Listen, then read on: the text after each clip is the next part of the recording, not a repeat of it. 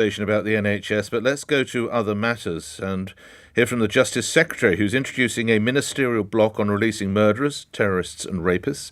Dominic Raab, who's also the Deputy Prime Minister, will fight criminals who, it says here, launch spurious legal claims to try to get out of time behind bars. Dominic Raab, Deputy Prime Minister, Justice Secretary, joins me now to explain more. Can you define what is, in your view, a spurious legal claim then, Deputy Prime Minister? Good morning. Good morning, Nick. Well, look, in relation to the ministerial veto, by the way, it includes the high list of the top risk cohort you described, but also those who unlawfully kill a child. We're just being very clear that in relation to those cases, there ought to be a ministerial check in the interests of public protection to make sure we're doing everything we can to keep the public safe. And I'm very confident that the measures we're taking are robust, they're lawful, and that we can see off any unmeritorious claims that might arise. It says here in one newspaper, The Sun, you want to take parole board decision-making, quotes, in a different direction, close quotes, putting public protection at the heart of new legislation. Can you expand on that a little bit, Deputy Prime Minister? Yes, of course. So I think there's been a drift away from its original moorings from the statutory test on public protection, which the Parole Board manages. In effect, it ought to be exclusively focused on public protection, particularly for the most serious cases, not engaged, in my view, in a balancing act with the interests of offenders or rehabilitation or proportionality. I want to get it back, so we're going to change the criteria and be more prescriptive. Public protection is the exclusive focus.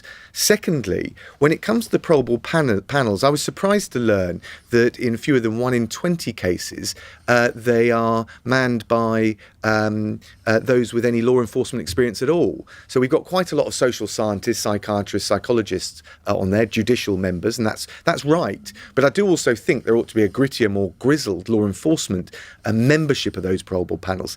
And then finally, for the top tier cohort of the most serious risk of serious further offenders, the murderers, the rapists, the terrorist offenders and the child killers, I think on a precautionary basis, there ought to be a ministerial check so that Secretary of State can block release. I think that's right for the interests of public protection. I think it's right for reinforcing public confidence in the system. So the relevant Secretary of State could actually trump a parole board decision, just to clarify, Secretary of State. Yes, and I think if you look at some of the earlier cases, I don't want to make it too focused on individuals, but if you look at Warboys, the John Warboys case, if you look at the case of Colin Pitchfork... Just to remind my listeners, it's known as the Black Cab Rapist, and Colin Pitchfork, of course, was found guilty of the murder of 2 teenage girls in Leicester. On you go, just to inform... I know you know, yes, sir, but just to inform my listeners, Deputy Prime Minister. No, you're quite right. I think in those kinds of case, people want to know we're doing everything we can to put the threat to them front and centre, everything we do. We talk about the precautionary approach in relation to other kinds of danger where there's very severe consequences, even if the risk is hard to quantify. For example, the environment. I'm taking that approach to what I think most people would think is the right area, which is public protection when someone has already committed a very heinous crime. You referenced Colin Pitchfork. You're probably aware, Secretary of State, he's due to have his parole hearing next month, but it's going to be heard in private as opposed to public. Why? Well, that's a decision for the Parole Board. I've introduced measures to increase the transparency, but ultimately... Do you agree with it? Well, I think once we've got the rules in place, I need to respect it. But we have increased the transparency. The truth is the Parole Board will look at the interests of the victims, the public, but also a risk to an offender. I don't think we want to be encouraging vigilantism or anything like that. I'm not doing that. I'm not suggesting vigilantism. No, I know you're not. I was merely saying that the sort of the antiseptic light of journalism or public hearings is probably a positive benefit.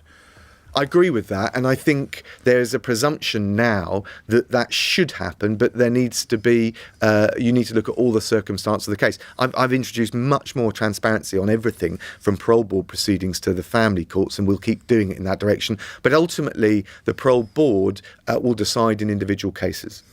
How close are you to stopping Levi Belfield enjoying a wedding ceremony behind bars?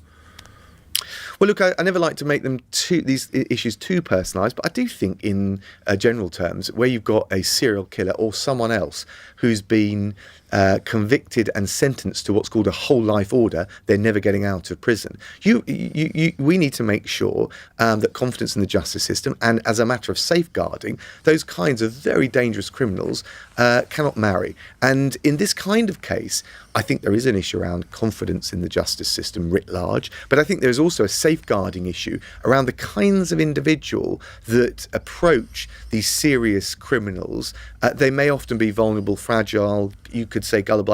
I'm not talking about individual cases, and just make sure that they're not falling into some sort of trap. So as a safeguarding measure, as well as a public confidence measure, the prisoner and the Victims in Prisoner Bill will introduce the ability to block and ban marriage in those cases. While I have the benefit of you on the line, a question or two about some other matters, one of which has attracted a lot of attention, the idea now that illegal migrants could be placed on these prison ships or possibly on former RAF bases.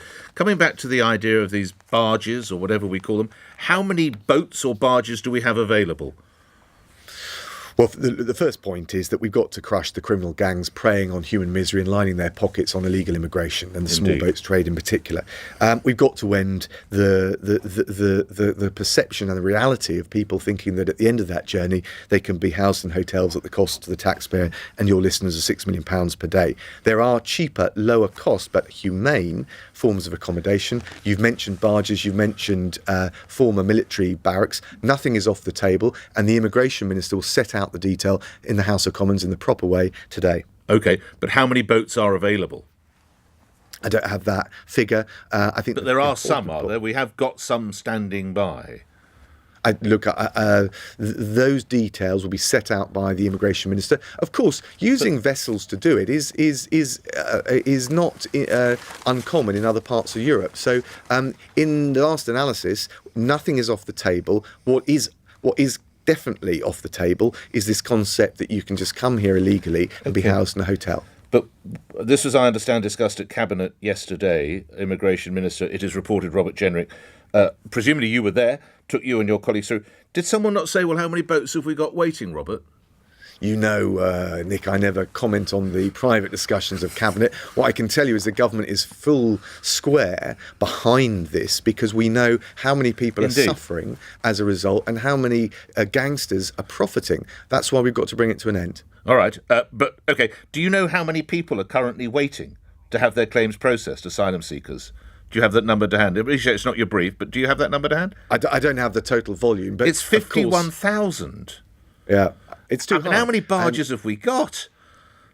Well, we're not talking about putting all these people on barges. We will look across the board, but whether it's the barges or the ex-military barracks, that gives you a flavour that there are lower cost alternatives, and that's what we're going to pursue. OK, and just lastly on this, so we have got some vessels secured. I appreciate you're not going to share innermost Cabinet detail, but some contracts have been signed with some of these vessels. I don't know about the detailed contractual position. What I can tell you is we're ending the practice of housing people in hotels, and the Immigration Minister, you won't have to wait too much longer, Nick, the Immigration Minister will set all of this out in the House of Commons. I'm thrilled already. One last subject to explore is the NHS. You are probably aware, rather disappointingly, a survey has come out showing that the British public's loss of faith in the NHS. It's worth saying, not the brilliant men and women, and I'm sure you'd want to pay tribute to them, who are actually staffing our hospitals and our wards and whatever else it might be, and our clinics, but rather problems such as A&E and the backlog. And I have to remind you, as you're probably aware, 13 or so years ago, public confidence in the NHS was at an all-time high.